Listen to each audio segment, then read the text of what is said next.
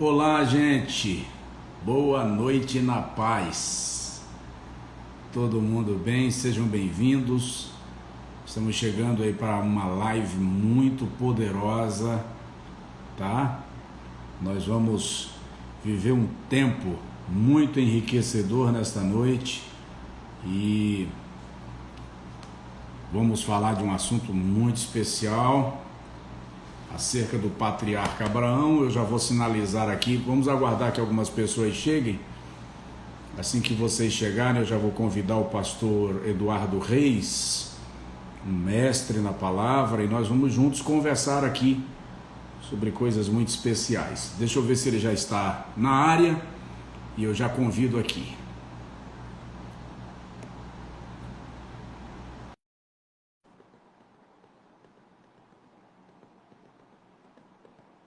Sejam bem-vindos. Avisa aí pro pessoal para vir para a live. Convida aí, manda uns torpedos. Convido para estarmos juntos nessa conversa muito poderosa, muito rica. Bem-vindo, pastor Eduardo. Boa noite, pastor. Tudo bem, meu querido? Que honra. Tudo bem, meu amigo. Graças a Deus, a honra é minha. Ou, no mínimo, ela é compartilhada. Deixa eu aproveitar para dar um testemunho. Vamos juntos. Há alguns anos atrás, não muitos, teve em Belo Horizonte um evento chamado Labareda de Fogo. Lembro. Do pastor Jerônimo. Isso. Lá no Minas Centro. E o meu amigo pastor Léo, nós subíamos o monte a pé e pegávamos o coletivo para ir para o monte, quando tinha dinheiro para o coletivo, que era 50 centavos. Quando não tinha, a pé. Para aquele evento eu não tinha dinheiro para ir. Eu andei a pé até lá. Se eu não me engano, do meu bairro até lá dá 20 e poucos quilômetros. Eu fui a pé, depois voltei de 20 e poucos quilômetros. Só para ali ouvir pregar. Sério? O senhor pregou lá nesse evento. Pregou o senhor, pregou a Bíblia, pregou João Henrique Palharim, pregou Yosef. Conheci essa turma toda aí. Eu falei sobre o homem que Deus procura. E é uma honra para mim, porque quando o senhor estava lá, eu falava, meu Deus, como é que tem uma dicção dessa? Uma dicção dessa para pregar, eu estava rico. Estava feito na vida. Obrigado, meu amigo. E eu Você é um amigo. E eu fiquei muito emocionado, sabe, assim, de saber que o senhor aceitou meu convite para essa live hoje, porque realmente talvez o senhor não tenha ideia, mas o senhor é uma referência para muitos pregadores no Brasil hoje, né, e fora do Brasil também. E Obrigado. Eu tenho o prazer aí de poder dizer que eu já caminhei 20 quilômetros para lhe ouvir pregar. Me sinto privilegiadíssimo. Só faltou você dizer que me ouve desde que era criança, né? Mas obrigado, meu amigo, obrigado. Que bom, que bom. Eu acho que esse Labaredas em BH foi em 2006. Foi por aí. Eu acho que foi 2006, Eu era totalmente desconhecido ainda. Zé ninguém total. Mas Deus, já ia para o monte, já orava, já gostava de Bíblia. Deus tem seus caminhos, né, irmão? Eu fico muito feliz. Eu fico muito feliz com a estratégia de Deus, com o jeito. Aí alguém está dizendo Deus. que foi 99, não, acho que foi 2006 mesmo, 2005, 2006. Não, foi mais para cá, foi mais para cá. Foi mais para cá. Daqui a pouquinho, 2005 ou 2006. Eu acho que foi 2006. Inclusive, quem dirigiu o culto que eu ministrei foi o pastor Flamarion.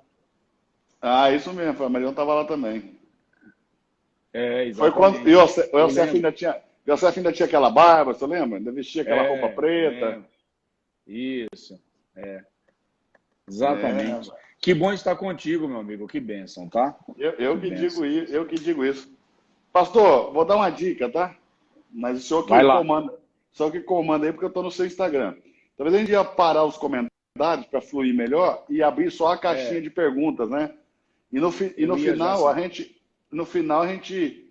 gente abre aí a caixinha para tentar responder a algumas pessoas, né? Ok, vamos lá. Vou então cancelando os comentários aqui. Tá? Bora lá. Pessoal, se Desativando.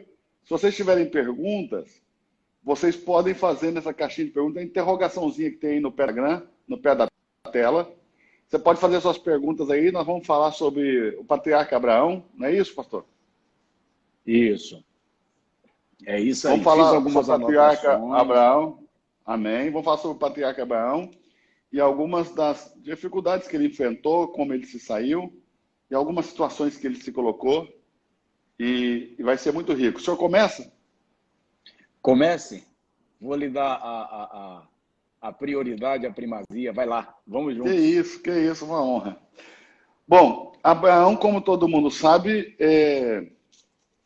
ele foi chamado por Deus, filho de Terá, ainda quando vivia em Ur dos Caldeus, Mesopotâmia, no lugar entre rios, o lugar mais rico, mais próspero daquela terra antiga.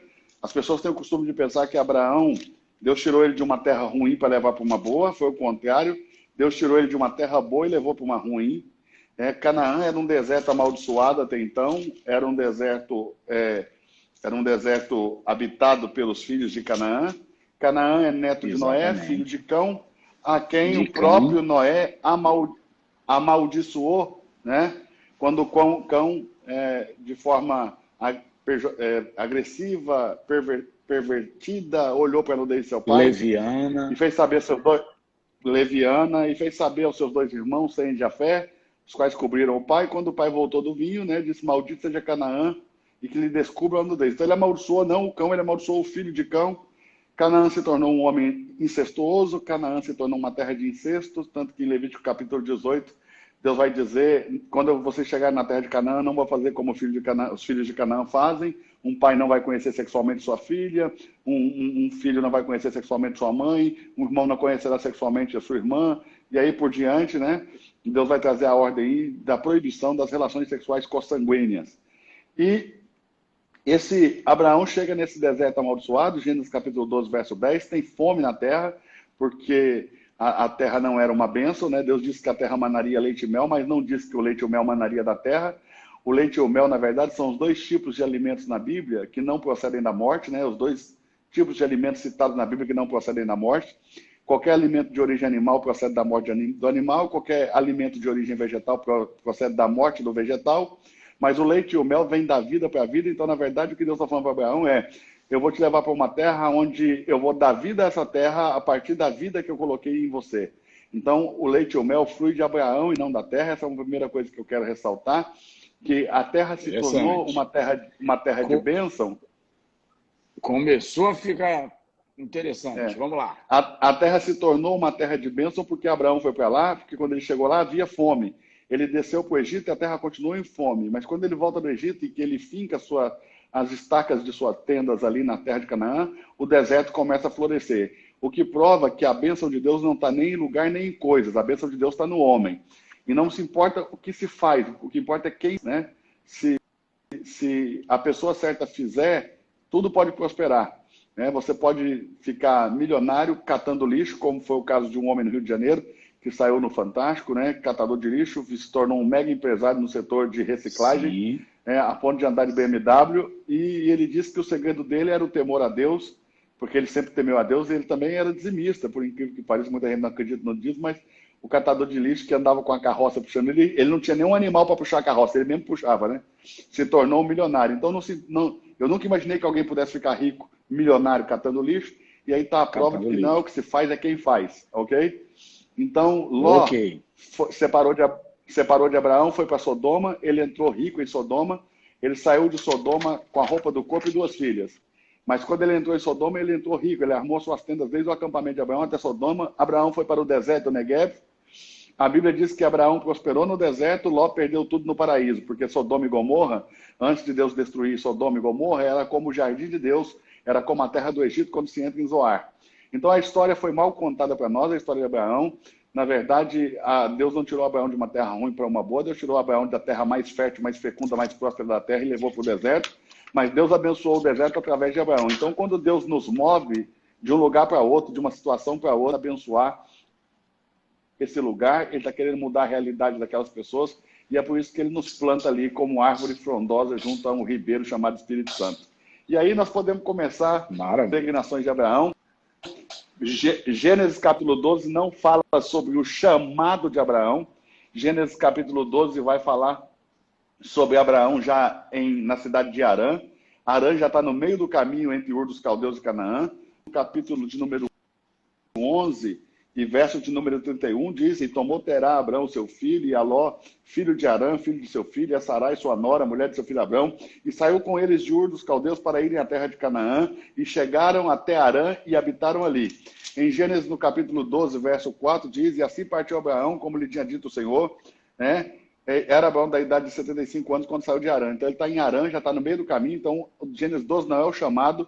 Ele havia parado no meio do caminho, Deus desceu para insistir com ele para que ele caminhasse, porque ninguém pode dar um passo em direção ao chamado de Deus e parar no meio do caminho. Se parar, Deus vai descer e pelejar com a pessoa até que ela siga, né, rumo ao seu destino, rumo ao seu propósito. Pode continuar, meu pastor. Pode falar. Quer falar? Aí eu quero destacar, quero destacar duas coisas aí nesse texto que você mencionou, pastor Eduardo.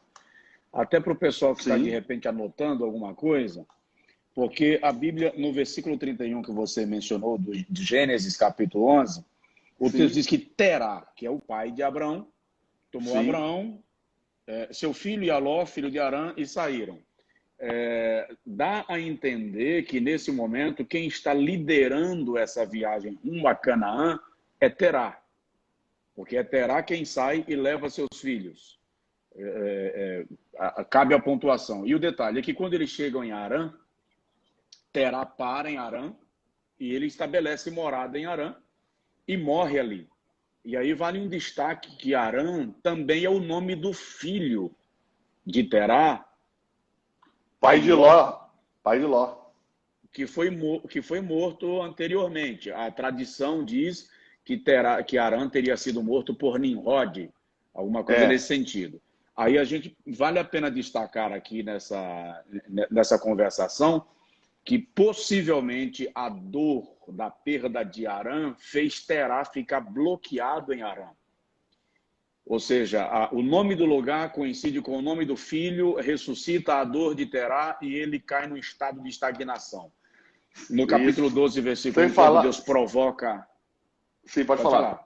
Fica à vontade. No capítulo 12, quando Deus provoca Abrão, é como se Deus quisesse dizer a Abrão: eu não quero que você fique estagnado aqui pelo trauma que você viveu lá atrás com a morte do seu irmão, a dor do teu pai não pode paralisar você. Levanta, sai da tua terra, sai do meio da tua parentela, rompe com essa coisa que te estagna, que te bloqueia. Pode falar.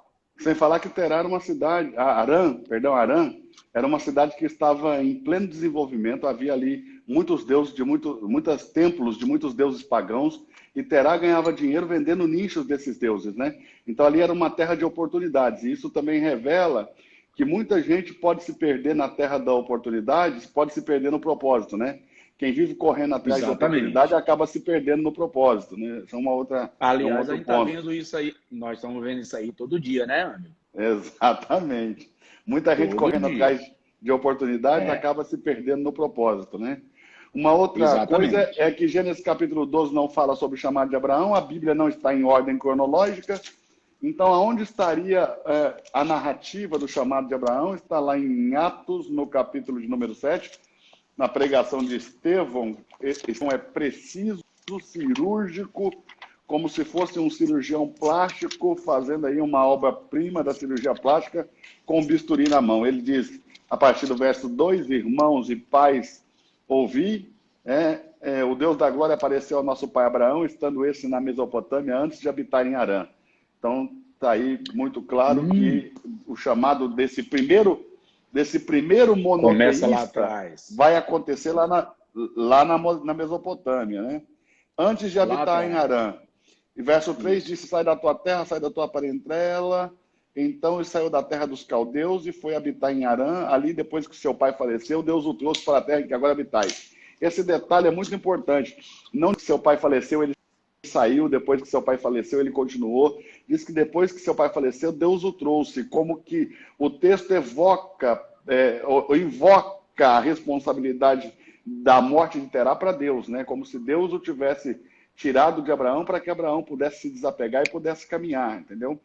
É a percepção que eu Uau! tenho, né? Depois da morte de seu pai, Deus o trouxe. Ou seja, Deus é o responsável por aquela ruptura entre Abraão e aquela terra Harã, né? Deus é o responsável. Na terra Deus que agora habitais, provoca a né? situação.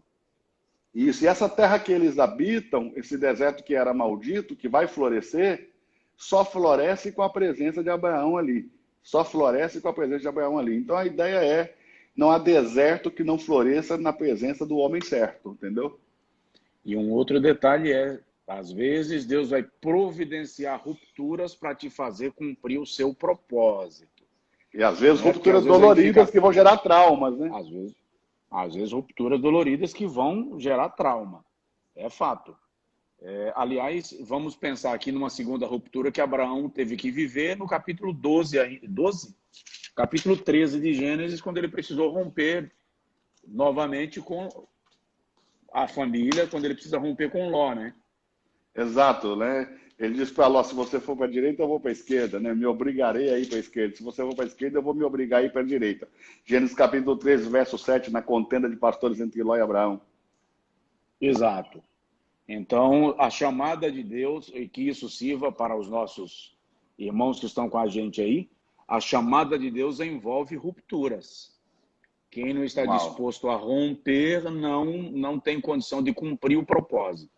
E um detalhe, pastor Eduardo, que eu até anotei aqui, Sim. que, por exemplo, eu vou dar uma adiantada aqui no processo só para citar um exemplo. Certo, Tem um momento lá em Gênesis, capítulo de número 18, ok. lá no versículo 16, quando Abraão está argumentando com Deus acerca de Ló e a família de Ló em Sodoma, e o texto no versículo de número 22, 23, a gente 3 homens saem da tenda de Abraão em direção a Sodoma, mas apenas 2 chegam em Sodoma. Por que apenas 2 chegam em Sodoma? Porque um fica conversando com Abraão, enquanto Abraão está argumentando na tentativa de salvar Sodoma ou a sua família ali. Aí eu estava observando agora à tarde, enquanto li um pouquinho para a gente conversar, é muito interessante que, em alguns casos, por exemplo, o camarada Uzá segura na arca, vem fogo e mata. Os filhos de Arão entram no santuário e oferecem fogo estranho, o fogo do céu, do altar, vem e mata. Abraão consegue parar Deus, ele consegue interpelar Deus, que vai executar um juízo. Né? Eu estava lendo esse texto dentro de algum material da cultura judaica, e eles fazem menção que Abraão se colocou na frente de Deus para impedir ele continuar caminhando. Por que Deus não mata Abraão aqui? Porque é muita ousadia. E aí a gente vai observar que Deus não te mata quando você está cumprindo o propósito para o qual ele te estabeleceu.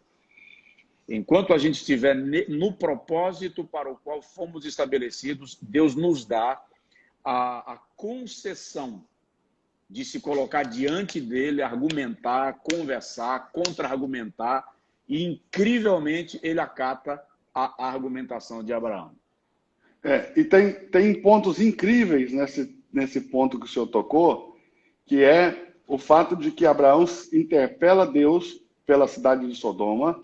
Ele diz, se houver ali 10 justos, como que o senhor vai matar o justo juntamente com o ímpio, né? Se houver ali tantos justos, né? E Deus acaba falando que não tinha justo nenhum, só que as pessoas esquecem que em Sodoma tinha crianças. Então, esse é um ponto para reflexão. Vamos lá. É um ponto para reflexão. E um outro ponto é o contraponto, né, de Abraão em Sodoma e de Abraão na Aquedá. A Aquedá, Abraão faz silêncio, Abraão não interpela a Deus em nenhum momento, né? Quando Deus propõe para Abraão a Aquedá, o sacrifício de Isaac, né? Em hebraico eles chamam Aquedá, é a maneira com que se amarra o sacrifício. Então, ele não interpõe, ele não argumenta, ele não questiona, ele não usa o seu poder de retórica, o seu poder de oratória, o seu poder persuasivo para tentar persuadir a Deus para não matar Isaac, que é seu filho, mas ele acaba intercedendo por uma cidade de ímpios, né? Acaba intercedendo ali por seu sobrinho, ele fala como que você pode matar, mas no caso da Aquedá, o silêncio de Abraão se contrapõe em um contraste fortíssimo quanto ao clamor em Sodoma, né? Apesar de que o clamor em Sodoma foi um clamor nacional para que Deus poupasse uma nação, para que Deus poupasse nações, né? Não, eram cidades-estados, não foi só Sodoma destruída, foi Sim. Sodoma, Gomorra, Bela, Zoar, todas as cidades que estavam ali ao redor, nos Da pés do Campina Mar do Morto. Jordão, é. Isso, nos pés do Mar Isso. Morto, nas Campinas do Jordão. E ele interpela Deus, como o senhor falou, né? Ele se põe diante de Deus no intuito de parar Uhum. Deus, mas ele faz silêncio no momento da Aquedá. Ele faz silêncio no momento em que Deus fala, toma seu filho Isaque, como se Abraão tivesse plena consciência de que Isaque não morreria. Esse silêncio de Abraão, parece que ele tem a plena convicção de que Isaque não morreria. Então, isso se contrapõe muito, é um contraste muito forte, né? Entre Sodoma, a experiência em Sodoma, da interpelação de Abraão para com Deus, interpelando a Deus ali em busca de salvar aquela nação, mas ele não interpela a Deus em busca de salvar seu próprio filho. Incrível, incrível. Aí eu quero destacar, eu estava aqui procurando umas anotações que eu fiz à tarde e pontuar sobre isso. Porque lá em João, capítulo 8, versículo 56 a 58, Jesus faz uma menção e diz assim, Abraão viu o meu dia e se alegrou. Né? E aí, quando eu sempre ouvi e até preguei que o dia que Jesus está se referindo ali é o dia da ressurreição. Mas as tradições judaicas defendem que ali, de alguma forma, Deus deu a Abraão uma visão do futuro espiritual de Israel. De modo que a história, a revelação do Filho de Deus, de algum modo, é comunicada a Abraão. Então, ele vai oferecer Isaque com aquela, eu vou chamar de paz de espírito, eu vou chamar de serenidade, porque, de algum modo, Abraão viu o ministério de Jesus, viu o que aconteceria a Jesus e como Jesus quebraria as cadeias da morte, ressurgiria, todo esse processo que envolve o dia de Jesus, que o dia de Jesus ali não é o dia exato da ressurreição, mas o tempo da sua obra e do seu ministério.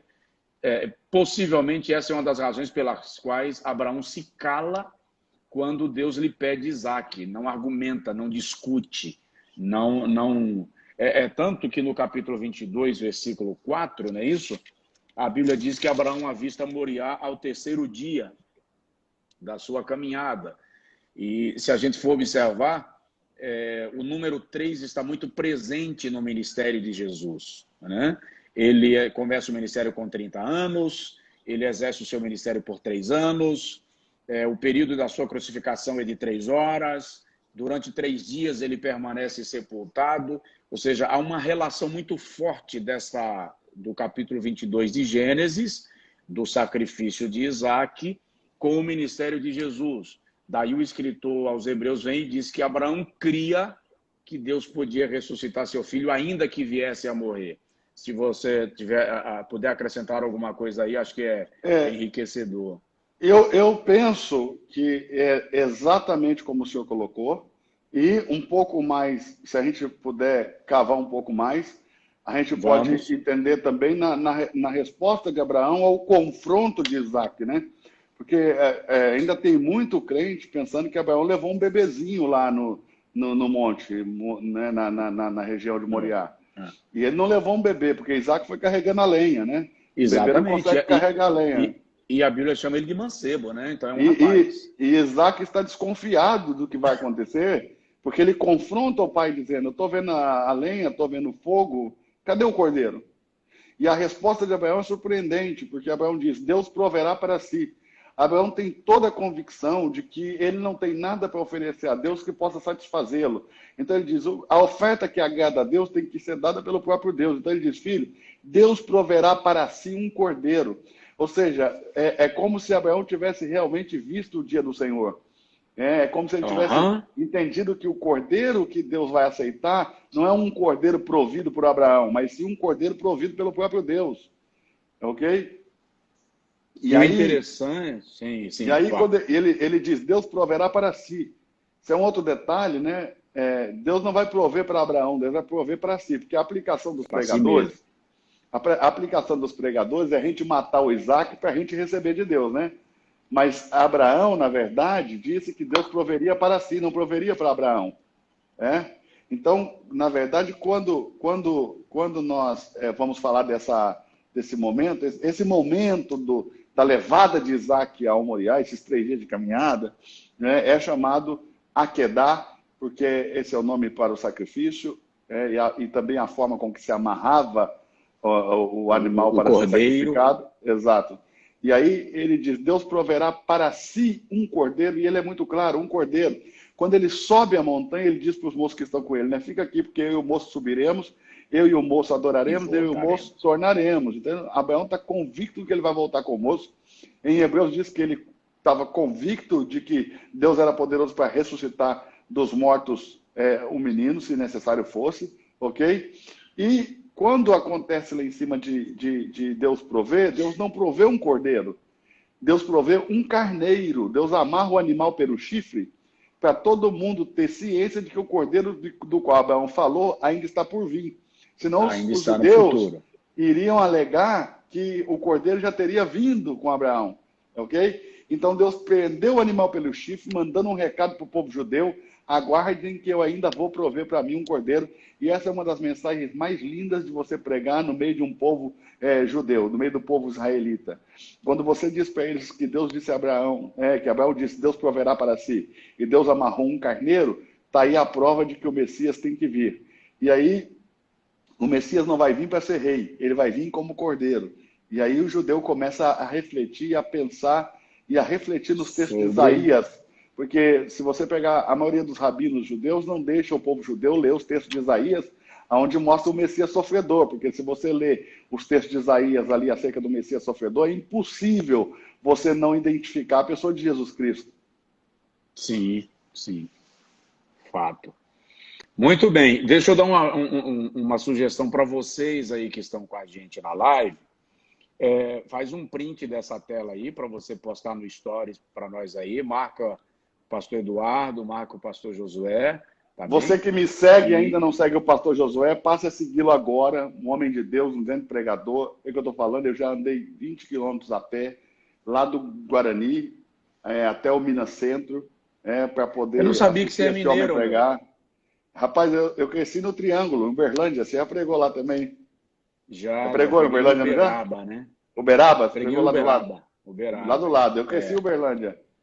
Eu cresci em Uberlândia ali. Maravilha. Em Uberlândia tem uma Assembleia de Deus grande ali, que quase todos os pregadores pentecostais já passaram ali na Rondon. Achei que só tinha pregado lá. Isso. Eu fui Não, levado, esse em Uberaba, ainda criança eu fui levado nessa igreja. em Essa igreja que está Uberlândia. lá. Nessa pentecostal. Porque eu não sou de origem pentecostal, né?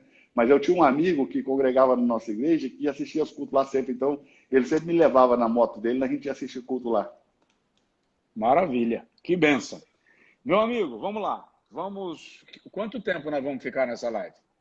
Ó, a live dura 1 hora, mas vamos ficar o tempo que o senhor quiser. O senhor que manda. Nós já estamos em 32 minutos. Tá? Temos mais tempo aí ainda. Uma coisa que Vamos eu lá, queria vamos lá. ressaltar sobre essa caminhada de Abraão, pastor Josué, Manda. é que em Gênesis 12, verso 4, quando Deus insiste para que ele saia, diz que ele sai no verso 4 e 5 de Gênesis 12 e ele leva Ló com ele, ok? Muita gente Sim. acaba não ligando muitas coisas na sua vida, ou um esfriamento espiritual, ou um afastamento de Deus, com o fato de que talvez Deus não se agrade das pessoas com quem a gente anda, ok? Mas desde o dia em que Ló saiu com Abraão, até o dia que Ló foi embora, e isso foram alguns anos, Deus não falou com Abraão de novo. É verdade. Tanto que no capítulo 13, versículo 14, o texto diz que, tendo Ló acabado de sair, o Senhor apareceu a Abraão. Exato. Disse o Senhor a Abraão no dia em que Ló se apartou dele, no mesmo dia. Deus estava com tanta É. vontade de falar com Abraão que no mesmo dia que Ló se apartou dele, Deus falou, levanta agora os teus olhos e veja. E por que a palavra agora? Por que Deus não disse só, levanta os teus olhos e veja? Por que levante agora? Porque enquanto ele estava com Ló, ele não podia ver. Ló significa véu, e ninguém pode ver tendo um véu no rosto. Aham. Então nós temos muitas amizades que acabam sendo um véu que não nos deixa enxergar aquilo que Deus tem preparado para nós como promessa. E não nos deixa caminhar em direção àquilo que Deus tem para nós e afasta a gente da intimidade com Deus. E Deus permite confusões igual aquela entre os pastores de Gad e Abraão de Ló para tirar pessoas da nossa vida. E a gente acaba querendo buscar essas pessoas para trás por dó, por pena. E a gente não entende que às vezes Deus permite a confusão para tirar pessoas da sua vida que vão ser bênçãos lá longe de você. Porque Ló foi ser bênção lá longe de Abraão. Né? Por obstinação. Às vezes nós queremos que esses Lós permaneçam por obstinação nossa, né? Por alguma razão a gente pensa que o que está acontecendo conosco depende da presença de Ló. O senhor, como pastor de igreja, pense em quanta experiência o senhor não viveu de pessoas que Deus tirou e depois que tirou a igreja cresceu. Fato. A igreja cresce, prospera. E gente que você vai atrás, pede para não sair, você vai, meu irmão, o que é que eu preciso fazer e tal. E Deus está dizendo assim, rapaz, deixa o moço... Deixa embora o Ló da sua vida.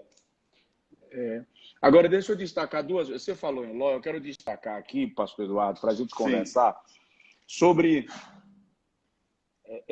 dois investimentos que Abraão fez na vida dele.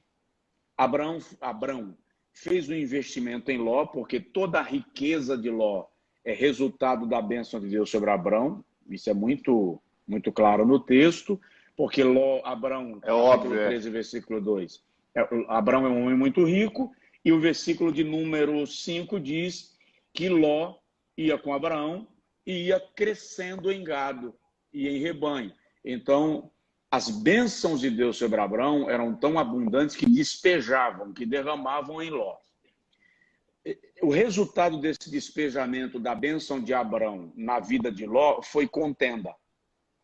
Mas parece que Abraão descobre um código aí, que ele deixa Ló ir embora, escolhe para onde você quer ir. Quando nós chegamos lá no capítulo 14, Ló tem um problema.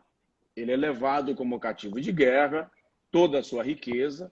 Agora Abraão reúne alguns homens, vai e guerreia para salvar Ló. Na volta da guerra agora, Ló também se torna propriedade de Abraão, porque o despojo de guerra é de quem vence. Então toda a riqueza de Ló volta a ser de Abraão, o próprio Ló passa a ser propriedade de Abraão, e agora Abraão faz um investimento diferente. Ele descobre que é melhor investir em alguém que está num nível superior a você, do que investir em alguém que que eu me refiro agora, o despejamento dessas bênçãos. Ele recolhe o seu dízimo aos pés de Melquisedeque. E aqui ele alcança uma bênção de prosperidade. Despejando em Ló, ele encontra confusão. Despejando em Melquisedeque, parece que Abraão descobriu aqui o código. Eu vou chamar de código da fé, um código de prosperidade. Vamos falar um pouco disso aí? Sem falar o seguinte, que Abraão é o primeiro monoteísta do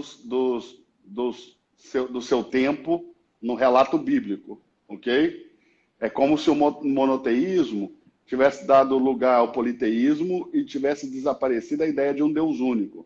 Isso é restaurado na pessoa de Abraão, ok? E esse Abraão literalmente dizima na vida de Ló. Porque esse é o princípio que o próprio Abraão ensina a todos os seus filhos, que quando não há um sacerdote, você dizima nos órfãos, nas viúvas ou nos estrangeiros desamparados na terra. Você pode ver o cuidado de Abraão, tanto com os estrangeiros que estão na sua terra, como ele recebe em sua tenda os homens forasteiros, como que ele chama para comer, ele manda matar animal, ele prepara um banquete, ok? Abraão sempre tem esse cuidado de receber bem o estrangeiro. Abraão tem o cuidado sempre com os mais fragilizados e as viúvas, e ele tem aí com eles os dois sobrinhos órfãos, que Sara e Ló são irmãos Pouca gente sabe disso, mas Sara e Ló são irmãos, os dois são filhos de Arã, Sara é sobrinha de Abraão, por isso que ele diz, ela é minha meia-irmã, porque o avô naquele tempo era considerado um pai, como o pai dele era o avô dela, então ele diz, nós somos meio-irmãos. Lembra que Beltesazar, filho de Nabucodonosor, né, na verdade, é assim que começa o capítulo 5 de Daniel, mas Beltesazar não é filho, é neto, mas o neto é visto como um filho, e assim também, por isso Abraão diz para Ló, não vamos brigar porque nós somos irmãos. Eles não são irmãos, é tio e sobrinho. Mas como o avô de Ló é o pai de Abraão, então tem essa qualificação de meio-irmãos. Por isso que ele diz para Faraó, de todo não mentir, porque somos meio-irmão, porque nós temos o mesmo pai, eu e ela. Ok? Correto. E no Brasil, Correto. quando você fala meio-irmão, dá a ideia de um ter um pai, outro ter outro... igual na minha casa, né? Eu e a minha irmã somos filhos da mesma mãe, cada um pai diferente. Então, no Brasil, quando você fala meio-irmão, dá essa ideia, ok? Mas não era lá o contexto. O pai de Sara, na verdade, morreu, Arã, e o avô dela, que é o pai de Abraão, é um... Tanto que em inglês, né? Avô quer dizer pai mais velho, pai maior, um pai grande, né? Exato. Então, essa é a ideia, que o avô é um pai. Sênior, e Abraão literalmente dizima na vida de Ló. Mas quando Ló se vai para Sodoma e desvia... Então, Deus prepara toda essa estratégia para Abraão resgatar o dízimo. Então, como a lei naquele tempo era essa, né, quem vence a batalha é dono do despojo da guerra, então assim Abraão tomou de volta o dízimo. Tanto que, quando a Bíblia diz que Abraão dizimou dos melhores despojos, fica sempre uma interrogação, porque lá em Hebreus diz que ele dizimou dos melhores despojos, ou seja, mas ele mesmo diz que não pegou de Sodoma, nem de nenhum dos reinos, nem sequer uma sandália de uma calçada. Um cadastro de sapato. Então não foi disso que ele dizimou. Ele literalmente dizimou os bens de Ló que ele pegou para trás, tanto que depois ele não continua morando com Ló. Ló vai morar com as suas duas filhas nas montanhas. Abraão só resgata ele da mão dos reis, mas Abraão não permite que ele caminhe com Abraão mais. Exatamente. É bom ressaltar isso, porque às vezes o fato de alguém ter que sair de perto de você não significa que você tem que ser indiferente a ela. Você pode servi-la, você pode ajudá-la, ela só não foi chamada para caminhar com você, ok? Exatamente. Porque se ela caminhar com você, ela vai atrasar a sua vida. E quando fala ali que em Gênesis, no capítulo de número 14, verso de número 19, é a primeira vez na Bíblia que aparece a palavra sacerdote, Gênesis capítulo 14, verso 18, desculpa, é a primeira vez que aparece na Bíblia a palavra sacerdote, que diz que Melquisedeque era sacerdote do Deus Altíssimo. No verso 19, é a primeira vez que Deus é definido na Bíblia como sendo o possuidor de tudo, o dono de tudo, o dono dos céus e o dono da terra, né? O Senhor Deus Altíssimo, possuidor dos céus e da terra. E no verso 20 é a primeira vez que a palavra dízimo aparece, né? Um dos princípios básicos da hermenêutica é chamado princípio da primeira menção, ou seja, quando eu quero estudar alguma coisa, eu tenho que voltar no momento que foi feita a primeira menção daquele conceito ou palavra. E aqui está a primeira vez que a palavra sacerdote aparece, a primeira vez que Deus é definido, e a primeira vez que aparece a palavra dízimo. Ainda que no original não diga o texto que foi Abraão que dizimou, quem foi que dizimou. Só diz e deu-lhe o dízimo de tudo. Não diz se foi Melquisedeque para Abraão ou Abraão para Melquisedeque. Então o judeu sempre vai ficar com essa interrogação. Nós sabemos disso porque lá em Hebreus já nos revela que quem dizimou foi Abraão, ok? Foi Abraão. Que Abraão devolveu a Melquisedeque o dízimo de tudo. E Abraão, quando devolve a Melquisedeque o dízimo de tudo, por que ele devolve?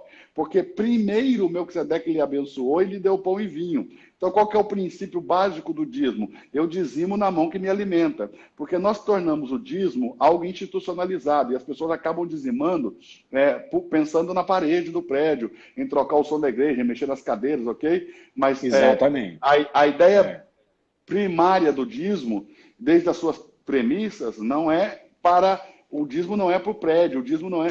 Se bem que Jesus, quando fundou a igreja, né, ou deu vida à igreja, porque Jesus não fundou, ele não deu entrada em nenhum CNPJ, né, ele simplesmente deu vida. Sangue e água fala da vida humana e a vida divina dentro de um mesmo povo. Então, Jesus não deu entrada em CNPJ. Quando Abraão dizimou, Melquisedeque era sacerdote, mas não tinha igreja, entendeu? Então, o dízimo não está ligado à igreja, está ligado ao sacerdócio. Por que nós dizimamos na igreja? Porque na igreja tem um sacerdote, tem um ministro consagrado. O que é um sacerdote? É um ministro consagrado. Porque as pessoas têm dificuldade com a palavra sacerdote, porque sacerdote é uma palavra do velho pacto. E nós temos um evangelho andrógeno que mistura o novo pacto com o velho pacto, mas a gente só pega do velho pacto aquilo que nos interessa. O que não interessa, a gente Que fala que nos está abolido. interessa. Entendeu? Mas a palavra sacerdote É. quer dizer ministro consagrado. Então, nós dizimamos na igreja porque ali tem um ministro consagrado. Ok? Trazei todos os dízimos da casa do tesouro, é o que diz Malaquias capítulo 3, verso 10, para que haja mantimento na minha casa. Mantimento não é manutenção, parede não come. O objetivo final do dízimo é o homem. Para quem era o dízimo? Para o sacerdote, primeiro ponto, depois para os levitas, segundo ponto, depois para os cantores, para os porteiros, depois para os órfãos, as viúvas e o estrangeiro, o órfão e a viúva. Ok? Então são 7 tipos de pessoas: sacerdote, levita, cantor, porteiro, estrangeiro, órfão e viúva, ok? Esses 7 pessoas se dividem em 2 grupos. Os primeiros 4, o sacerdote, o levita, o cantor e o porteiro, são os que trabalham no santuário, servindo a Deus e o povo. O estrangeiro, o órfão e a viúva são pessoas desamparadas, né? O estrangeiro não é qualquer estrangeiro, o órfão não é qualquer órfão, a viúva não é qualquer viúva, porque isso não é ajuda de caridade a pobre, isso é um princípio que está sendo cumprido. Porque tinha muito pobre que não era estrangeiro, tinha pobre que não era viúva e tinha pobre que não era órfão. E esses pobres não mandam se ajudar com o dízimo. Então, é um estrangeiro que não tenha parentes na terra, um órfão que não tenha irmãos mais velhos ou uma viúva que não tenha filhos, ok? E necessariamente precisavam ser de Israel. Lembre-se que no primeiro momento da igreja, na igreja de Antioquia, começou uma discussão entre os ministros da igreja, porque tanto que Estevão foi levantado ali como diácono nesse momento, porque estavam brigando por causa do donativo das viúvas dos gregos, porque ninguém queria dar participação para as viúvas dos gregos, porque se entendia que isso era uma ordem para as viúvas dos judeus, ok? Então, essa é uma coisa que a gente precisa também assimilar com muita clareza, para a gente poder entender. Então, para mim, o que é o dízimo ali em Abraão? Tá? Só para eu matar o assunto para o senhor poder comentar. Para mim é o seguinte: dízimo é a relação entre o homem que Deus escolheu, Abraão, o sacerdote que Deus levantou para ele, Melquisedeque, tendo Deus no meio como testemunha. Para mim, o maior princípio de desonra espiritual do mundo é eu receber pão e vinho da mão de um Melquisedeque e querer dizimar na mão do outro. Para mim é igual você comer no McDonald's e querer pagar no Bob's, entendeu? Uau! Recebeu aí, irmão? Isso é extraordinário. E, inclusive, é importante lembrar, pastor Eduardo, que em Abraão, na relação de Abraão e Melquisedeque, o dízimo não é institucional, ele tem mais um caráter espiritual do que um caráter material. Tanto é que o escritor aos Hebreus, quando faz menção disso lá no capítulo 7, ele resgata o princípio espiritual do dízimo e mostra que em Arão o dízimo era institucional e era entregue a sacerdotes que haveriam de morrer. Mas no princípio que Abraão reconhece, por revelação, por compreensão, por discernimento, o escritor aos Hebreus diz que aquele dízimo é entregue ao sacerdote que vive e vive para sempre. Ou seja, em Abraão, a perspectiva, a razão, a motivação do dízimo é diferente da motivação que se aplica no contexto da lei.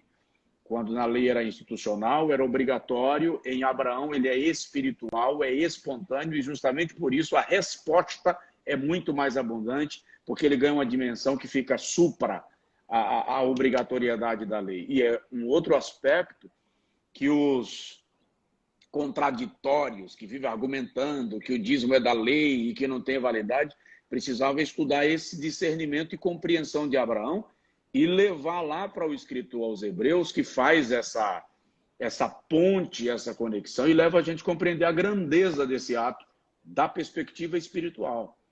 Muito interessante. Isso. Agora, na verdade, nós temos 5 tipos de dízimo no Velho Testamento.